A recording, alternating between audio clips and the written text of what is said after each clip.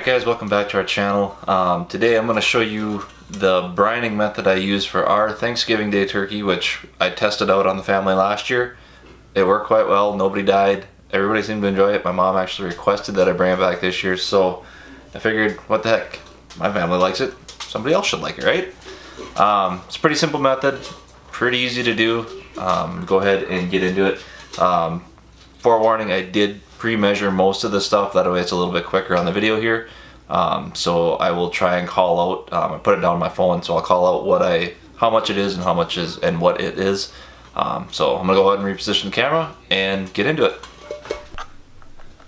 Alright, so for this recipe, it's pretty simple recipe. There's a few things that are a little, I guess, in our spice cabinet. The first year I did it, I had to go hunt them down because we didn't have them.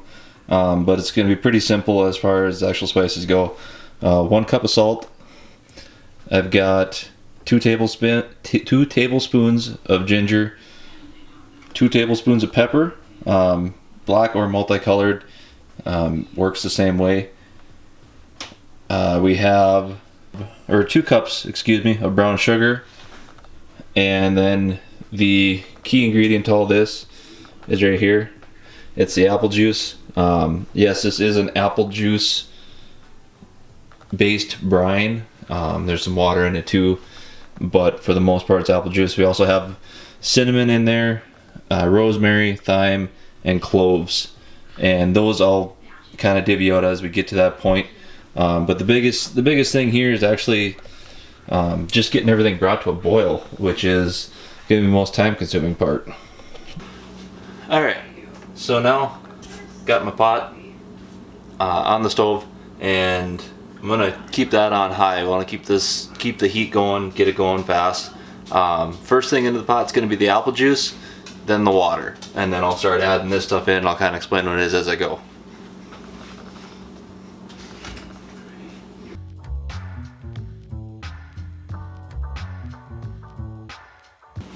So first thing in, 8 cups of apple juice.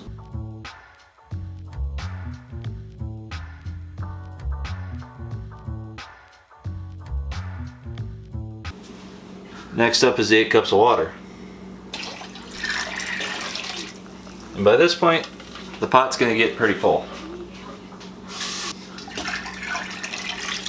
So as this comes to a boil, you're going to want to kind of watch it and make sure it doesn't actually bubble over, because it will. Next up, I'll go ahead and add my salt. Get a spoon out here too. Kind of keep a stir in on this one.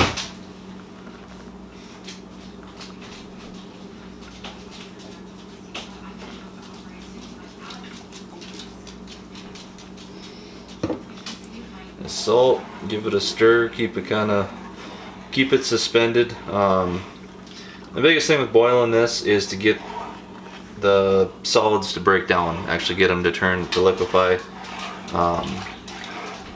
It doesn't take long. Once it gets boiling, it doesn't take long for it to break down and actually do what you want it to do.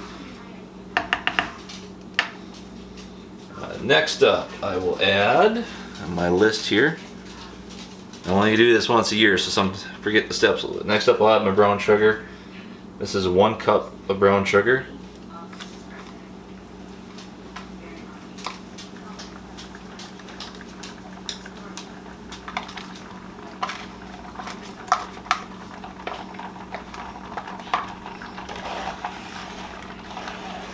Okay, next on the docket would be 2 tablespoons of ground cinnamon.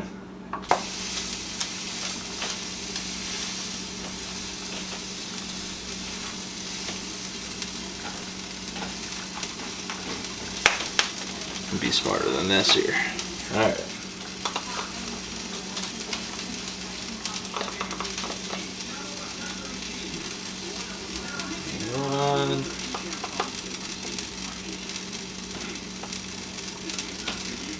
There's 2.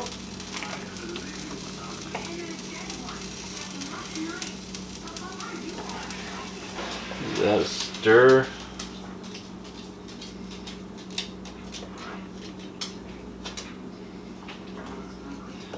I'm going to add my pepper. This is 2 tablespoons of black pepper or multicolored peppercorns crushed.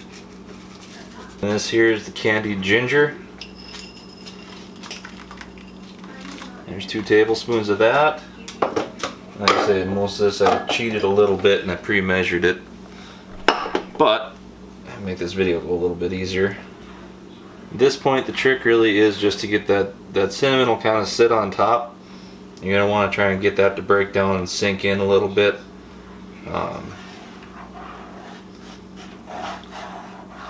Brown sugar, you'll kind of be able to feel the brown sugar if you don't get to it fast enough. It does tend to sit on the bottom a little bit. So we're going to let that kind of start to dissolve. This will eventually come to a boil. Once it hits a boil, you're going to want to reduce your heat right away. You don't want to actually get to a raging boil. Basically, you're just trying to get it, like I say, hot enough so that the solids break down.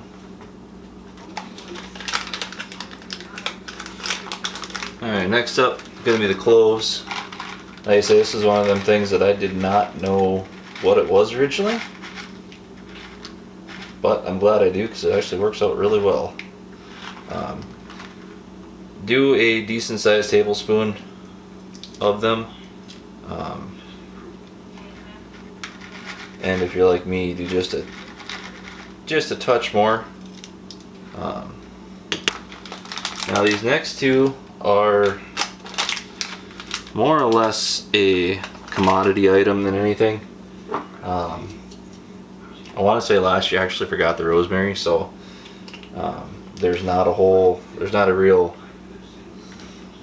science to these 2. More or less just want to kind of sprinkle them in there as you see fit. If you don't like them at all, don't put them in there at all.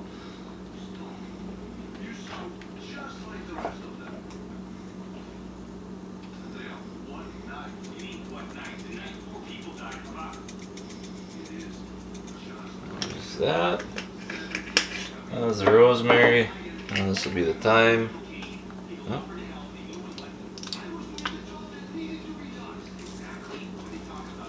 There we go.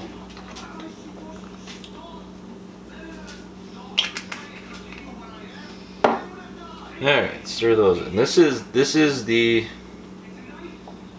most work you're gonna have to do of this entire process. This is literally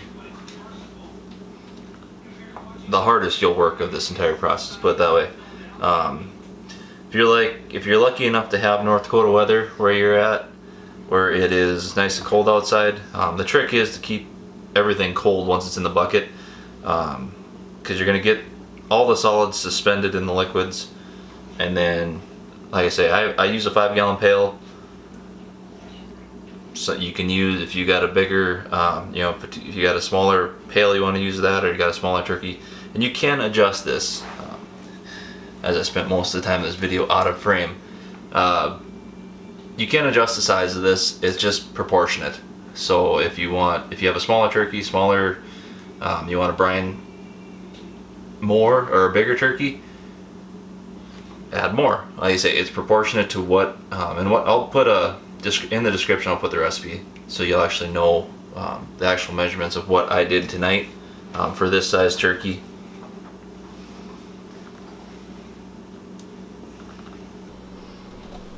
And that is what it looks like. If your pot looks something similar to this, you're doing it correctly.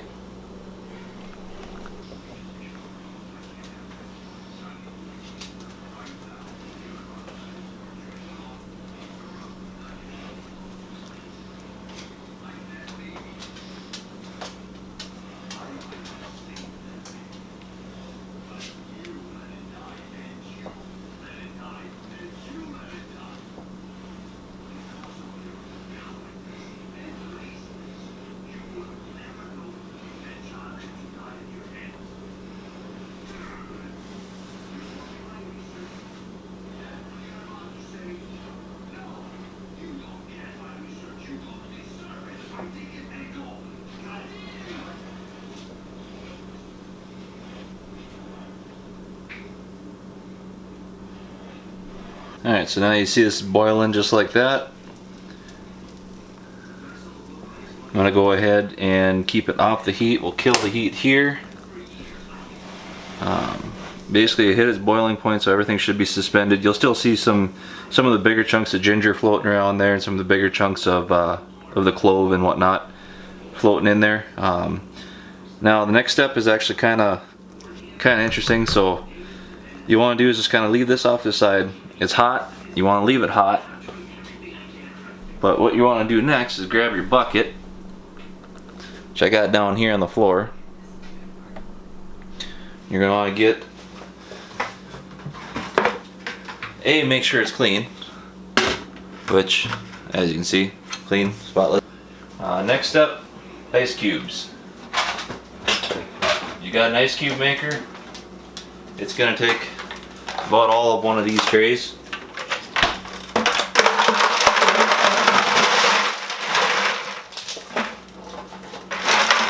gonna share with your kids.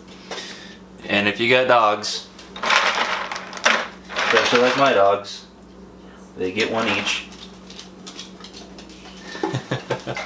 Another, like I say, that should be about roughly 12 cups ice cubes right there.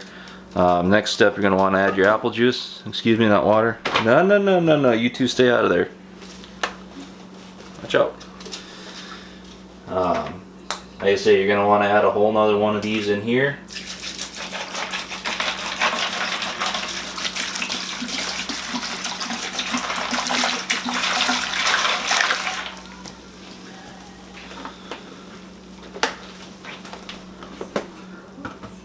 And now,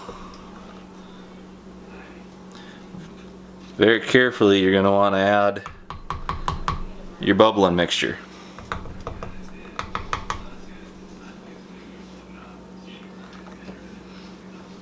Should be good and stirred up, good and suspended here. Watch out, kids.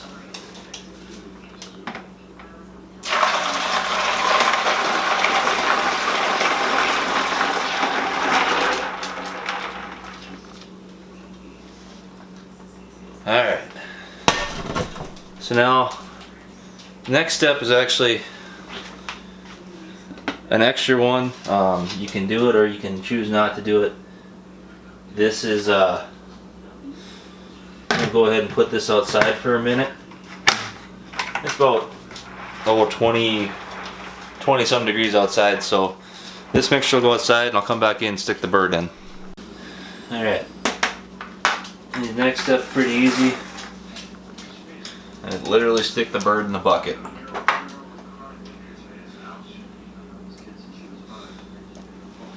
Just like so. Let all the air, let it fill the cavity. Let all the air escape, I guess. Once it's down, then you may have to take and cheat a little bit.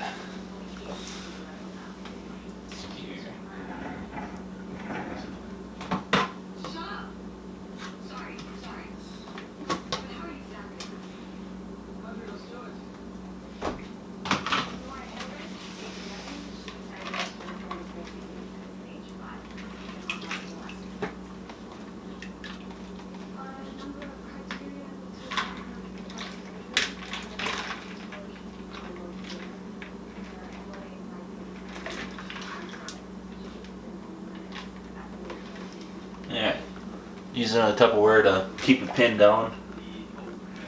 Make sure you got all your air let out.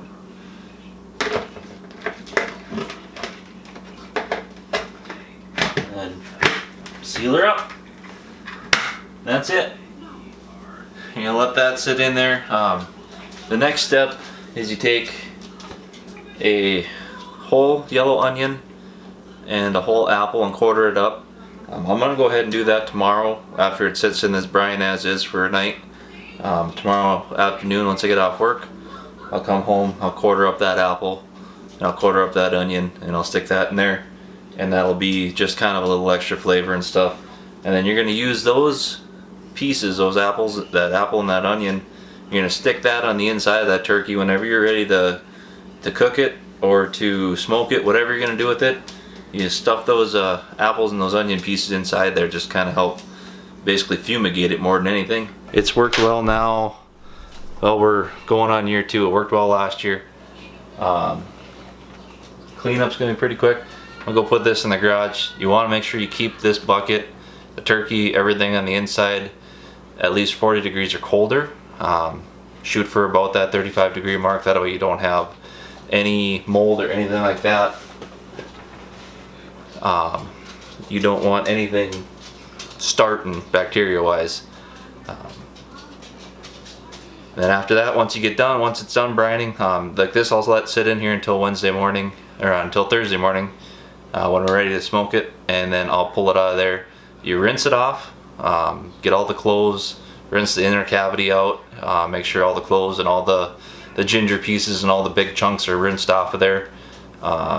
Put it in a tinfoil pan, wrap it with tinfoil, smear a little butter on there if you want it to be a little bit crunchier. Otherwise, just put it in the smoker as is and keep it covered for the first little bit. I like to use the pecan chips is what we used last year. It worked really well. Probably gonna use the same stuff this year on my dad's smoker. And that's pretty much it. Smoke it till it's done, and once it's done, enjoy. Hopefully you guys found this helpful. Say if you have not subscribed yet to Making Memories, we'll have more stuff like this. I'm gonna probably do some more cooking stuff. Maggie will do some stuff with puzzles or something like that as she's listening to this. Yeah, make sure you hit subscribe. Make sure you like the video so we know you watched it. Hit the bell so you know when the next video comes out. And we will see you later. Thank you so much for watching. Thank you for following. Later.